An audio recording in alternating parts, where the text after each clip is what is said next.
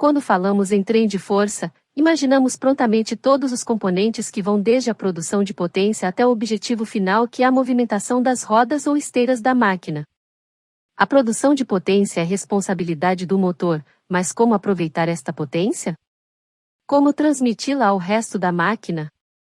Então vamos considerar como trem de força os componentes a partir do motor, e como eles se comportam para transmitir potência, ou seja, embreagem, conversor de torque, sistema planetário, divisor de torque, transmissão direta, servotransmissão, engrenagens de transferência, diferencial, embreagens laterais, comandos finais e eixos integrados. Embreagem. Desde o desenvolvimento das fontes de potência, o homem tem dificuldades em conectar e aproveitar a força produzida para executar trabalho. Por exemplo, como aproveitar a potência do motor para acionar as rodas de um carro? Ao acionar o motor, o mesmo sentiria a carga de inércia das rodas e dificilmente daria partida. Também não haveria controle ao parar o veículo. Para resolver o problema, foi criada a embreagem. Este mecanismo está localizado entre o motor e a transmissão. A embreagem está fixada mais precisamente ao volante do motor, e possui um disco intermediário que está conectado por meio de estrias ao eixo de entrada da transmissão. Na linha veicular, o mecanismo de embreagem conecta o tempo todo o motor ao câmbio por meio de molas. As molas têm força suficiente para manter o disco de embreagem e o volante do motor unidos a fim de transferir o torque máximo do motor. Para desengatar o motor da transmissão é necessário comprimir as molas e desta forma liberar o disco de embreagem. Isto é conseguido acionando-se o pedal de embreagem. Em máquinas pesadas, é necessário um mecanismo de embreagem com maior força de adesão. Neste caso, o disco de embreagem, ou discos, são comprimidos contra o volante do motor por meio de um mecanismo de travamento, e a atuação para engatar e desengatar é feita por uma alavanca manual. A transferência de potência também está em função da área do disco. Em máquinas de maior porte seria inviável fabricar um disco de embreagem muito grande. A técnica usada é adicionar mais discos e colocar placas entre estes discos. Somam-se então as áreas de cada disco. Os discos são conectados ao eixo de entrada da transmissão e as placas são conectadas ao volante do motor. Para manter a lubrificação e arrefecimento, evitando os desgastes internos do mecanismo, o alojamento da embreagem, em máquinas pesadas, é abastecido com óleo apropriado. Transmissão direta. Chamamos de transmissão direta ao conjunto de engrenagens com tamanhos e arranjos diferentes que recebem torque de entrada vindo do motor, e tem a possibilidade de aumentar este torque ou aumentar a velocidade do eixo de saída. Também podem reverter o movimento do eixo de saída. Existem aplicações de trabalho específicas onde a transmissão direta é essencial. São aplicações que a carga de trabalho é constante, seja frontal ou de reboque.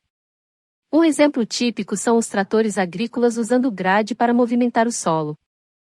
A engrenagem acionadora é menor que a engrenagem acionada, portanto haverá uma redução de velocidade, e consequentemente um aumento de torque. Ao receber o movimento do garfo de mudanças, a engrenagem desliza sobre o eixo de entrada da transmissão e passa a transmitir potência à engrenagem acionada. Esta engrenagem é parte integrante do eixo de saída e passa a acioná-lo. Se a engrenagem acionadora for deslocada para a esquerda, engrenará com uma engrenagem maior do eixo intermediário. Este eixo possui várias engrenagens integradas ao eixo.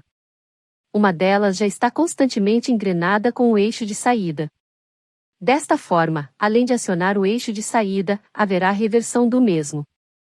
Normalmente a construção das caixas de transmissão são no formato triangular, quanto aos eixos. Para entendermos melhor os desenhos de transmissão do catálogo de peças e do manual de serviço, devemos entender alguns recursos de desenho técnico. Normalmente é feita a rotação de um dos eixos, ou seja, para melhor entendimento ele é tirado da frente dos outros eixos. A transmissão mostrada aqui é chamada transmissão de engrenagem deslizante. Existe também a transmissão de colar deslizante. Neste tipo de transmissão as engrenagens ficam permanentemente engrenadas. Quando é feita a ação do garfo de mudanças, um colar deslizante estriado se encaixa entre os dentes da engrenagem que está tracionando e a engrenagem que está estriada no eixo de saída. Neste tipo de transmissão as peças que sofrem maior desgaste são os colares. As engrenagens e os eixos sofrem pouco desgaste, reduzindo bastante o custo da reforma. Conversor de torque. Em certas aplicações de máquinas existe a necessidade de um amortecimento no trem de força, e em outras aplicações é exigido aumento gradual de torque, muito além do que a transmissão direta pode oferecer. Nestes casos é usado o conversor de torque. O princípio básico do conversor usa a transmissão de potência do motor para a transmissão sem haver contato mecânico dos conjuntos. Obviamente não se usa ar como meio de transmissão de potência. Vamos usar óleo, pois é praticamente incompressível, não havendo assim, perda de potência na transferência. Aqui vemos um acoplamento hidráulico, onde uma peça vai empurrar o óleo de alimentação do conjunto, contra outra peça que está acoplada ao eixo de saída. Existe um bom ajuste entre as peças de forma que a perda de acionamento é muito pequena. Quando o motor é acionado, a peça que está acoplada ao volante do motor, vamos chamá-la de impulsor, começa a deslocar o óleo contra a peça que está parada e acoplada ao eixo de saída, vamos chamá-la de turbina. Imediatamente a turbina começa a mover-se, e rapidamente as duas peças têm a mesma rotação e força. Ou seja, é possível transmitir, no máximo, o mesmo torque do motor ao componente que está sendo acionado. O óleo dentro do conjunto age como uma cola, grudando impulsor e turbina. Este movimento do óleo é conhecido como fluxo rotativo. Caso o eixo de saída venha a sofrer uma carga maior que o torque do motor, haverá a tendência de um desequilíbrio entre a rotação de entrada e a rotação de saída. Isto causa uma espécie de redemoinho de óleo dentro do acoplamento hidráulico, que gera calor e desgaste. Este movimento do óleo é conhecido como fluxo turbilhão. Este tipo de dispositivo não traz ganho, no máximo se consegue a transferência do mesmo torque. O benefício que apresenta é poder acoplar um motor a outro conjunto sem contato mecânico, o que auxilia na eliminação de vibração, ruído e desgaste. As máquinas pesadas necessitam de um dispositivo que consiga ampliar o torque do motor. Foi criado então o conversor de torque. A diferença entre um acoplamento hidráulico e um conversor de torque está na adição de um estator no conversor. Vale lembrar que quando a máquina está submetida a um grande esforço, ocorre entre impulsor e turbina, o fluxo turbilhão. Grande parte do óleo rebate na turbina e se desloca em sentido contrário ao impulsor. Desta forma cai a potência do impulsor. No conversor de torque, o estator fica localizado estrategicamente no alojamento, e sua função é redirecionar o óleo que flui em sentido contrário, ou seja, o óleo que retornaria para atrapalhar o movimento do impulsor é redirecionado em sentido favorável ao impulsor, multiplicando sua capacidade de torque. O aumento de torque só aparece quando há uma solicitação da carga. Quando deixa de existir a necessidade de torque, desaparece o fluxo turbilhão e aparece o fluxo rotativo. Impulsor e turbina passam a ter a mesma RPM. Podemos concluir que em um conversor de torque, o fluxo turbilhão é benéfico. Mas não devemos esquecer que o turbilhão gera atrito internamente ao alojamento do conversor, o atrito gera calor, e consequentemente desgaste. Embreagem unidirecional. As máquinas que utilizam conversor de torque, geralmente trabalham em ciclo curto a baixa velocidade, ou seja, deslocam temporariamente a carga em alto torque e no momento seguinte aliviam a carga. Por exemplo, uma carregadeira de rodas fazendo carregamento de caminhão. Em outras aplicações, a máquina tem uma exigência alta de torque para sair da inércia, porém no momento seguinte cai a necessidade de torque e a máquina passa a ter a exigência de velocidade. Assim, torna-se desnecessário um conversor de torque. O ideal seria ter apenas um acoplamento hidráulico. Isso é possível utilizando-se um dispositivo chamado embreagem unidirecional. A embreagem unidirecional se assemelha bastante com uma catraca de bicicleta, que permite aos pedais girarem livres para trás, mas trava quando os pedais giram para frente. Neste caso, a catraca fica entre o estator e o alojamento fixo. Quando a máquina necessita de aumento de torque, o fluxo turbilhão age contra o estator travando no alojamento. Quando a máquina já venceu a carga e o conversor está em fluxo rotativo, o estator passa a girar livremente, no mesmo sentido do conjunto impulsor e turbina, e com a mesma velocidade. Assim, o conversor de torque age como conversor em alguns casos e como acoplamento hidráulico em outros. Isto coloca menos calor e menor desgaste ao sistema. Conversor de torque de capacidade variável. Este dispositivo normalmente é encontrado em carregadeiras de rodas de grande porte. Nestas máquinas, o conversor de torque possui turbina, estator e impulsor de grande diâmetro. Isto faz a máquina desenvolver muito torque. O excesso de torque é prejudicial aos pneus, pois em alguns tipos de terreno e aplicações, eles patinam desgastando a borracha prematuramente. Para sanar este problema, foi desenvolvido o conversor de torque de capacidade variável. O impulsor é dividido em dois, onde um deles é controlado hidraulicamente por uma válvula manual. O impulsor externo está conectado ao impulsor interno por meio de uma embreagem. Sistema planetário. A exigência de aumento de torque fez com que simples arranjos de engrenagens não fossem suficientes. Além disso, quando necessitamos de redução de velocidade com grande aumento de torque, teríamos que ter engrenagens muito grandes, com alojamentos de construção robusta e dispendiosa. Com base nisto, foi construído um dispositivo de pequenas dimensões, capaz de aumentar muito o torque de saída, e quando necessário, reduzir a velocidade. A este conjunto chamamos de sistema planetário. Divisor de torque. Algumas máquinas, em virtude da aplicação, necessitam de um conversor de torque para vencer obstáculos momentaneamente, e depois que a carga foi deslocada, necessitam de um acionamento direto. Para estes equipamentos foi desenvolvido o divisor de torque. Basicamente, um divisor de torque é o trabalho conjunto de um conversor e de um sistema planetário. Sempre que o eixo de saída sente uma carga, sua velocidade é diminuída. Esta diminuição faz a velocidade da anelar diminuir e defaz a rotação entre turbina e impulsor. Quando a velocidade da turbina e do impulsor está diferente, ocorre o fluxo turbilhão e o aumento de torque. Quando a carga é vencida e o eixo de saída recupera sua rotação normal, igual à do motor, a máquina passa a se deslocar pela ação do sistema planetário, não utilizando mais o conversor de torque. Servotransmissão. Vimos nos tópicos anteriores a necessidade de uma embreagem para engatar e desengatar o fluxo de potência entre o volante do motor e a transmissão.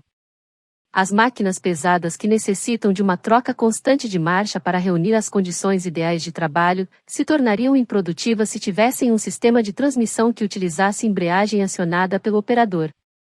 Isto traria desconforto e queda no rendimento. Foram desenvolvidas as servotransmissões, conjuntos de engrenagens capazes de conseguir aumento ou redução de torque, ou aumento ou redução de velocidade, sem a necessidade de acionamento de embreagem pelo operador, bastando apenas o manuseio da alavanca de mudanças. Pelo conceito já adquirido, sabemos que para o funcionamento de um sistema planetário, é necessário que um dos componentes seja travado. O método utilizado é através de pressão de óleo agindo sobre um pistão circular. O pistão comprime um conjunto de discos e placas contra o alojamento, produzindo assim, o travamento da engrenagem anelar. Em uma servotransmissão existem vários pacotes de embreagem, colocados lado a lado, fazendo a potência fluir da entrada para a saída. Pinhão e coroa. Em motoniveladoras antigas e na maioria dos tratores de esteiras, após a transmissão, a potência vai para o conjunto pinhão e coroa. Este arranjo permite que o fluxo de potência possa se dividir em duas linhas de potência, com desvio de 90 graus. Isto é benéfico, pois leva a potência para as laterais da máquina onde estão as rodas ou as esteiras. No caso das máquinas de pneus, a desvantagem deste conjunto é para se fazer uma curva. Neste momento, a roda interna gira com baixa velocidade e a roda externa precisa girar com maior velocidade, a fim de acompanhar o raio de giro externo da curva. O conjunto pinhão e coroa pode ser encontrado em tratores de esteiras atuais. Nestas máquinas as curvas são desempenhadas por outro dispositivo, embreagens laterais. Na montagem deste conjunto existem duas verificações que são extremamente importantes. Item folga entre dentes. Item figura de contato dos dentes. Diferencial. A ideia de diferencial surgiu pois como vimos o conjunto pinhão e coroa não atendia às necessidades, principalmente em máquinas com maior velocidade. Chegou-se à conclusão que máquinas de pneus necessitavam de um mecanismo que pudesse variar a velocidade entre os dois semi-eixos de acionamento das rodas. O projeto parte de um conjunto pinhão e coroa, porém com a adição de um alojamento fixado à coroa, caixa do diferencial. Este alojamento contém 4 engrenagens satélites, pivoteadas numa cruzeta que está fixa ao alojamento. Internamente ao alojamento do diferencial existem 2 engrenagens laterais ou planetas que são fixadas aos semi-eixos, dando sequência ao fluxo de potência. Enquanto não houver desequilíbrio entre a velocidade de uma roda e da outra, as satélites ficam estacionadas, como se houvessem pingos de solda entre as engrenagens. O diferencial, neste caso, age como se fosse pinhão e coroa. Quando a máquina faz uma curva e a roda interna diminui a velocidade, a engrenagem lateral também diminui. Neste momento as engrenagens satélites começam a girar e transferem para outra engrenagem lateral a rotação perdida, aumentando a velocidade da roda externa. Este conjunto precisa ser montado com muita atenção. Existem torques e folgas específicas. Todos os passos precisam ser seguidos pela literatura de serviço. Vale lembrar que o diferencial é um redutor, pois o pinhão é a engrenagem acionadora menor e a coroa é a engrenagem acionada maior. Embreagens laterais.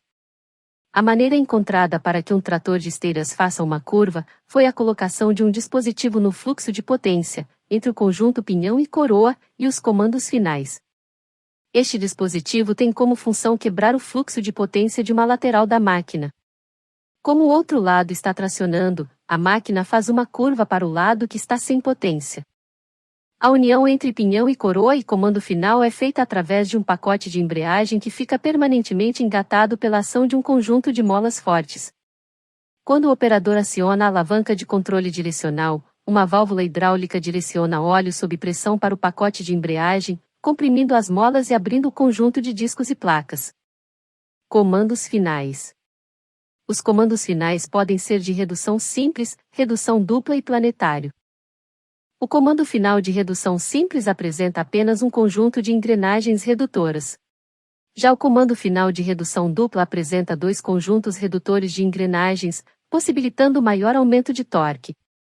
O comando final planetário consegue um aumento de torque muito grande com melhor distribuição de esforços e peças menores. Eixo integrado. Este mecanismo foi desenvolvido para carregadeiras de rodas e retroescavadeiras. Trata-se de um alojamento que contém diferencial, freios de serviço e comandos finais planetários. Sua grande vantagem é ter os componentes agrupados em um conjunto maior, de fácil manutenção e selado. O conjunto de freio de serviço dura até 10 vezes mais que sistemas de freios abertos, por ser livre de contaminação. Direção diferencial. Trata-se de um mecanismo projetado para possibilitar ao trator de esteiras fazer curva, mantendo potência o tempo todo nas 2 esteiras. Como vimos anteriormente, os tratores de esteiras usam embreagens laterais para fazer curva.